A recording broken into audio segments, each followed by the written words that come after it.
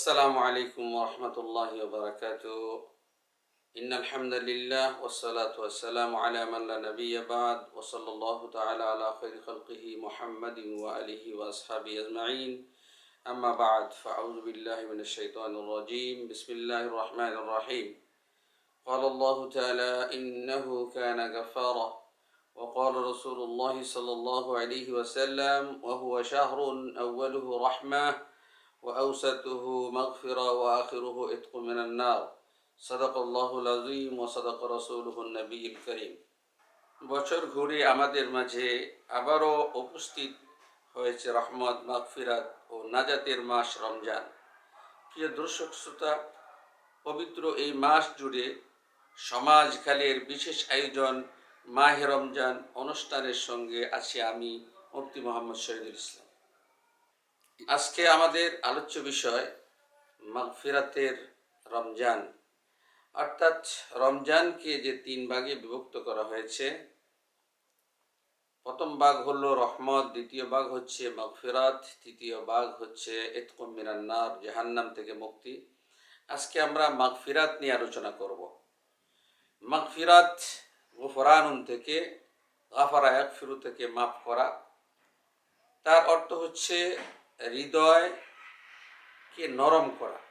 আল্লাহ পাক সুন্দর করে সেটাকে সাজিয়েছেন রসুলের মাধ্যমে, যে এই মাসটা তিন ভাগে বিভক্ত। প্রথম হবে রহমত, দ্বিতীয় হবে মাগফিরাত, তৃতীয় হবে জাহান্নাম থেকে মুক্তি।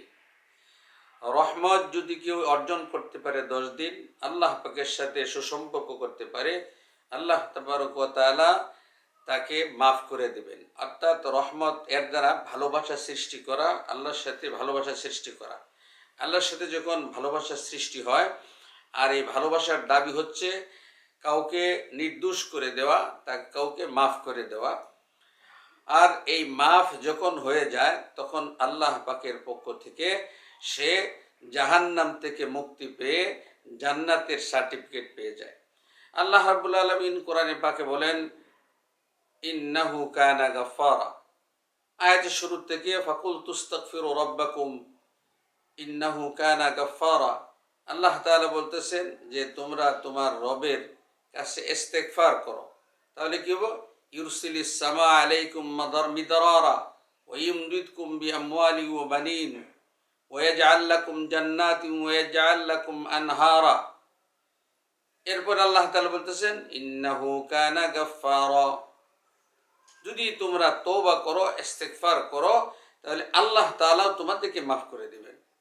এই ইস্তেগফারের মাধ্যমে আমরা যদি এই রমজানকে অতিবাহিত করতে পারি, তো আল্লাহ তাআলা বলেন যে তোমাদের জন্য আল্লাহ তাবারক ওয়া তাআলা বিশেষ পুরস্কার রেখেছেন।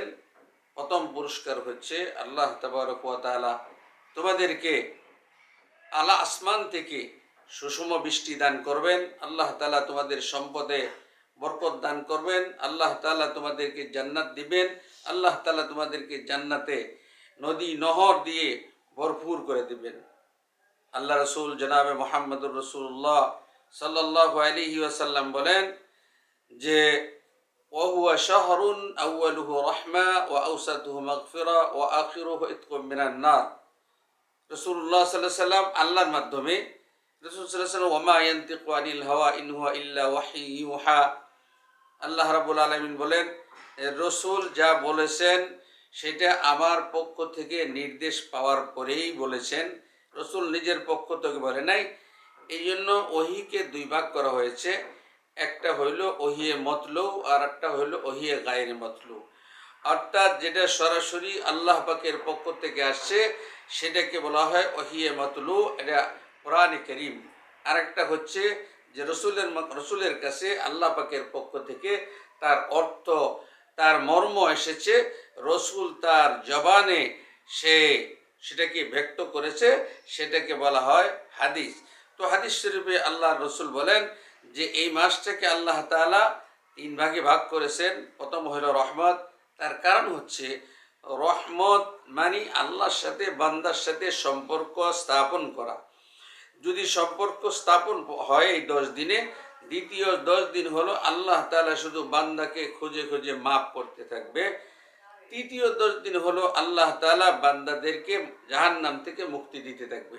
কারণ হাদিস শরীফের মধ্যে আছে যে প্রতিদিন ইফতারের সময় 10 লক্ষ জাহান্নামীকে মাফ করে দেন।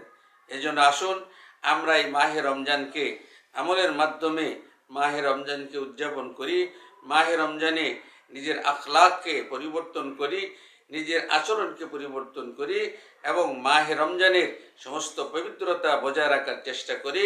আজকের মতন এখানে বিদায়, পরবর্তী টপিকস নিয়ে আপনাদের সামনে আবার আসছি। আসসালামু আলাইকুম ওয়া রাহমাতুল্লাহি ওয়া বারাকাতুহু।